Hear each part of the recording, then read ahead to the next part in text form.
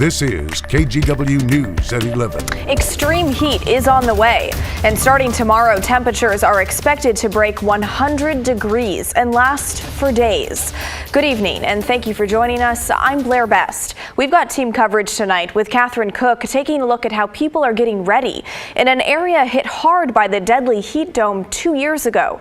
But first, let's go to Joe Ranieri with the forecast. Joe. Blair, we are looking at some very dangerous heat over the next couple of days. Now, I'm forecasting daytime highs starting tomorrow, anywhere from 100 to 105 degrees. Now, the record is 102. I think we'll get very close to that. It's going to be a little bit warmer heading into Monday, and looking into the heat wave over the next couple of days. Monday is going to be the hottest day out of the stretch, but still looking at temperatures close to the 103, 105 degree range again heading into Tuesday afternoon and potentially into Wednesday as well. So as we look at the weather headlines for this heat wave, a strong ridge of high pressure is behind it. Moves in tomorrow through Wednesday, and we stay pretty hot really most of next week. Warmest temperatures we've seen so far this summer. The warmest day of the year is 98 degrees back last month. Yeah, we're going to go well above that tomorrow. Dangerously hot, highs between 103 to 108 degrees over the next 3 to 4 days. And looking at the weather headlines too, with the watches and warnings, yeah, basically we're all going to be under the fire danger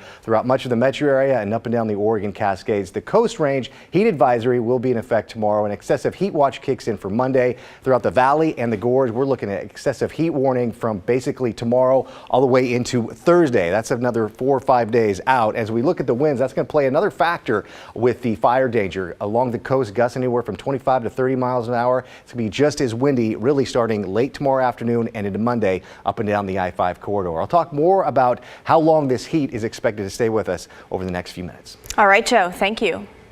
Well, now to those who are bracing for the heat. Many don't have air conditioners. Others who've suffered through the last few summers are finally getting some relief. Catherine Cook checked in with one apartment complex where residents are grateful for the help. She's live in downtown Portland tonight. Catherine. Blair, even with AC, their apartments are really warm, but now they're livable. Last year, we spoke with residents who couldn't sleep and they got physically ill because of the heat.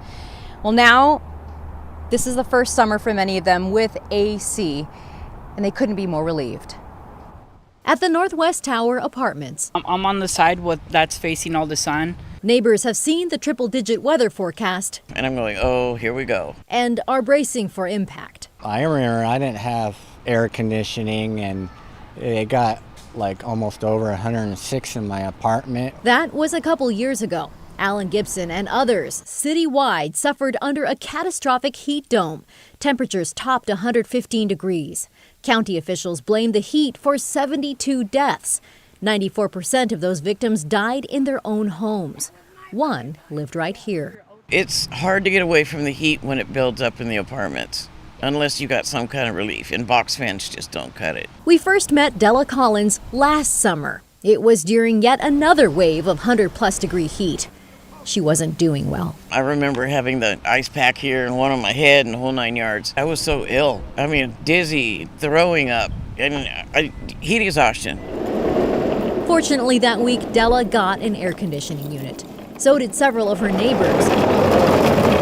They tell us Home Forward, which manages the building, has worked diligently ever since to make sure residents who need an AC get one. Della says it's made a huge difference. Oh my goodness, yes, from 70 to 90. Oh, incredible difference. I'm not sick, I'm not dizzy, I'm not throwing up. Now on the verge of another 100-plus degree heat wave, neighbors like Patrick Sauter are making sure others who live here are ready. I asked them if they have an air conditioner, and if they didn't have an air conditioner, I would let them know to tell the office, and then that they can help them get one. Plus, we have a community room with air conditioning. But even with AC, ice packs, still, ice water. You can never be too prepared.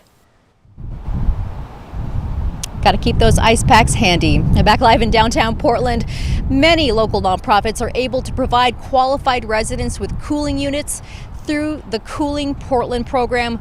We'll go ahead and post more information on that on KGW.com. Blair. All right, Catherine, thank you. Well, now is the time to make a plan for you or your loved ones to make sure you have the supplies you need and a cool place to go. And to know the signs that heat is starting to affect you. It can be worse for the very young and the elderly. Symptoms of heat-related illnesses include nausea, vomiting, a high temperature, and increased heart rate.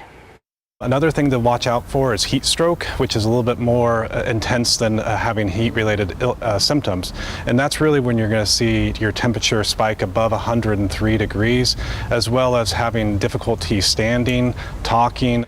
If you have AC but are worried about your bill, you may be able to get financial support. Just call 211 for more information on that. Well, with extreme heat arriving soon, paramedics are urging people to be careful. They say it's important not to overexert yourself and try to stay cool as much as possible. Thomas Schultz has more. Firefighters and paramedics say the high temperatures could lead to heat exhaustion. If people don't find shade and shelter, that heat exhaustion could turn into heat stroke. They say that can be even more dangerous. Be willing to go inside or find shade. As heat arrives, Tualatin Valley Fire and Rescue paramedics say it's vital to drink lots of water and stay hydrated. Multnomah County officials say it's also a good idea to check on neighbors and crank up the air conditioning if you have it. Air conditioning is going to save lives over the next few days, so we really want to make sure that they use the AC as much as possible. Nighttime won't offer a reprieve as sweltering temperatures continue. Being able to open up your windows is not going to be an option for a lot of people. TVF&R paramedics say they're also staying cool as much as possible. That way they can quickly help people suffering from heat exhaustion or a heat stroke. We want to be able to respond to those people who need help, and to be able to do that, we have to be ready to go as well. Besides staying inside, splash pads like the one at Tom McCall Waterfront Park are a good way to stay cool. Already, people sitting around that splash pad say they've seen people affected by the heat. I've been just talking to a man who got dehydrated and had to be taken to the hospital a few minutes ago. High temperatures can often be accompanied by an increase in brush fires. Campfires are currently banned on Federal Bureau of Land Management property. Salem issued a burn ban, which begins Sunday. And Multnomah County announced a burn ban in June, which was phased in over weeks. Still, TVF&R is preparing for increased activity. We're upstaffing, so we have some additional rigs that'll be in service in the case that brush fires do break out. That's something that we're super aware of. Now, it's also important to make sure that any pets are inside and in cool conditions during this heat wave. Officials say that it's important not to take those pets on walks during the hottest part of the day and to make sure that they're hydrated as well. In downtown Portland, Thomas Schultz, KGW News. Well, if you're headed to the water to cool off, it's important to stay safe there too. The water in the rivers is still pretty cold, and cold water can make your body go into cold shock, making it harder to catch your breath. If you go out, try to find a place with lifeguards and wear a life jacket, no matter your age or swimming ability. And you're going to want to stay out of most of the Willamette River running through Portland. And that's because there's a toxic algae bloom in the river right now. It stretches from River Place Marina near downtown all the way to the Ross Island Lagoon. Algae is dangerous for people and pets if you touch it or ingest it. And a reminder, it's a good time to start checking in on neighbors, seniors, family, and friends to make sure they are prepared. We'll keep on top of this extreme heat as long as it lasts. Your latest forecast and weather headlines are available anytime on KGW.com and the KGW app.